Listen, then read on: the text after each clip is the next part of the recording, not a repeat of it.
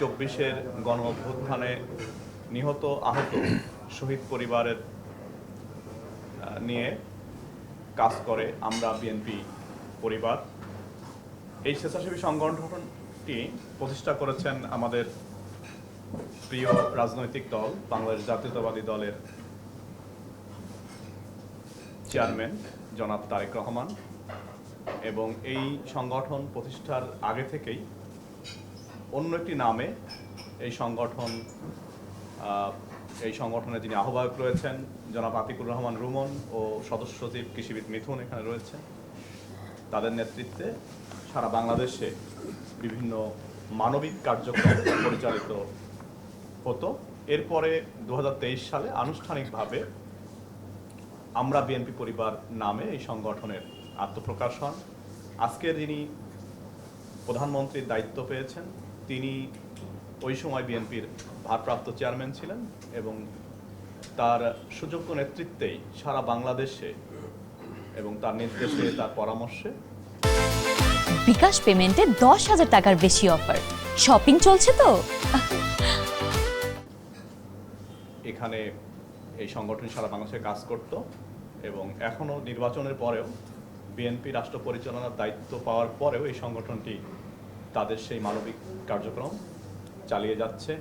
আপনারা এও জানেন যে এই সংগঠনের বেশ কয়েকজন উপদেষ্টা রয়েছেন, তাদের মধ্যে অন্যতম একজন উপদেষ্টা হলেন আজকের বর্তমান সরকারের বিমান ও পর্যটন প্রতিমন্ত্রী জনাব এম রশিদুজ্জামান মিল্লাত, যিনি আমাদের বাংলাদেশ জাতীয়তাবাদী দলের কেন্দ্রীয় কোষাধ্যক্ষ দায়িত্ব পালন করছেন।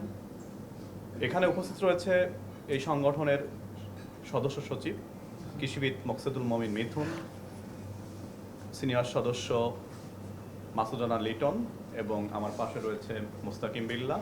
একই সঙ্গে আমরা বিএনপি পরিবারের প্রোগ্রাম করেছি ঢাকা এবং ঢাকার বাইরে, আমরা সবসময় আপনারা জানেন যে বিএনপি গণমাধ্যম বান্ধব একটি রাজনৈতিক দল। আমরা সবসময় গণমাধ্যমের সঙ্গে রেখে চলার চেষ্টা করি, কারণ গত 17 বছর ধরে এই গণমাধ্যমই ছিল আমাদের দুঃসময়ের বন্ধু।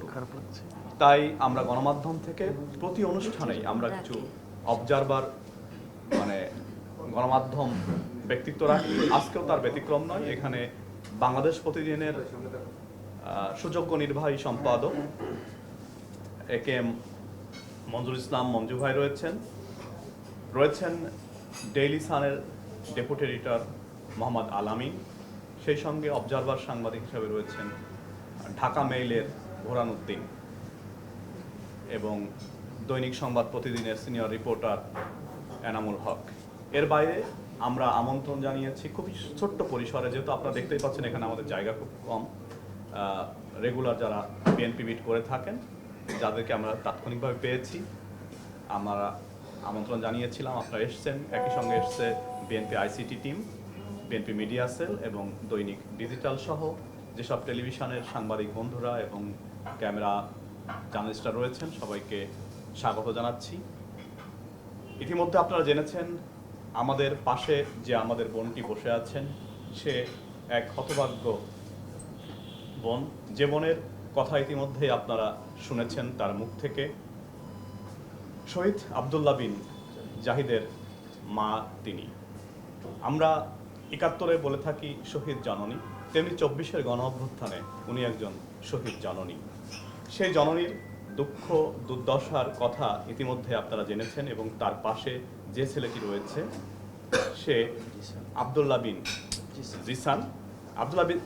জিসান ক্যান্সার আক্রান্ত, তো সেটাও আপনারা জেনেছেন।